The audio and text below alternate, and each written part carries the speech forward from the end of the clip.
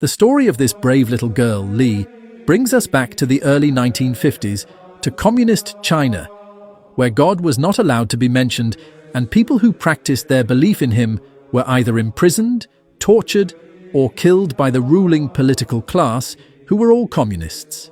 In May 1953, when Li made her first communion, she had asked Jesus in her heart, "Always give me that daily bread so that my soul can live and be healthy."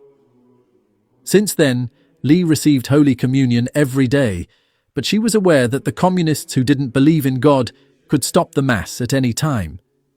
One day the police made a sweep of the village and crammed all the inhabitants into the tiny church. The inspector ridiculed their beliefs, and he told them they were tricked into believing that God is present in the tabernacle. The people watched with disbelief, as with a thundering voice, he ordered the soldiers to fire at the tabernacle. In front of all them, he grabbed the ciborium and threw all the sacred hosts onto the tile floor. Little Li froze in horror. Her innocent and righteous little heart bled for the sacred hosts strewn all over the ground. Before they left, the communists locked the priest in the large coal bunker in the church, where a small opening helped him to see through to the sanctuary where the hosts lay strewn on the floor. There was little the priest could do. However, feeling very upset at what had happened, there was still one thing he could do. He sank into prayers of atonement for the sacrileges committed against Jesus and suffered because he was not able to come to Jesus' defense. He prayed in anguish, "Stop this sacrilege, Lord Jesus." The next day, a little girl very silently came into the church. Slowly, she made her way into the sanctuary, and it was then that Father Luke saw her. He trembled. She could be killed at any moment. Unable to communicate with her, he could only watch and beg all the saints in heaven to protect this child. He observed as she bowed for a moment and adored in silence, just as she had been taught to do in school. Little Li stayed with Jesus in adoration for 1 whole hour, knowing that she was supposed to prepare her heart before receiving him. Her hands joined together, she whispered a prayer to her Jesus, who was so mistreated and abandoned. Father Luke never took his eyes off the young girl, and he continued to observe her as she lowered herself down on her knees, bent over, and with her tongue took up one of the hosts.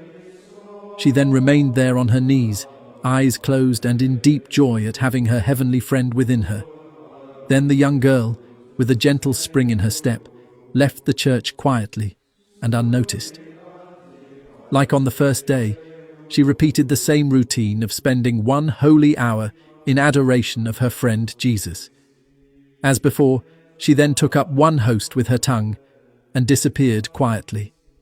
Father Luke, concerned for her safety, couldn't understand why she didn't take more than 1. He knew exactly how many hosts had been in the ciborium. There were 32 of them, and surely she would be seen if she came in each of those days. But Li didn't do that, as Sister had taught the children they could have only 1 host per day, and they were never to touch it, except with the tongue. The little girl kept to all she had been taught because she knew just how precious the host was. It was Jesus himself really and truly present in it. Father Luke was relieved when the last day came around. Today, little Li would consume the last host, her special friend.